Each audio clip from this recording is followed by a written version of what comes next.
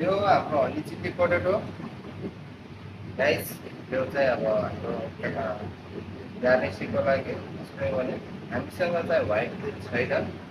म एउटा ट्राई गर्न जाँदैछु। म चाहिँ सेफ निम छेत्री, एउटा हनी चिल्ली पोटेटो ट्राई गर्न जाँदैछु।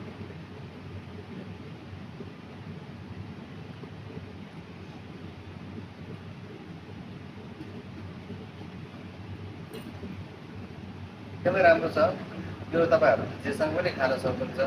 तपाईँलाई अब जस्तो भयो अब चखनाको लागि दाल होइन, अब दाल खानेको दाल यो फेरि घरमा पनि बनाएर खान सक्छ। लाजवाब छ यो, एकदमै दामी छ।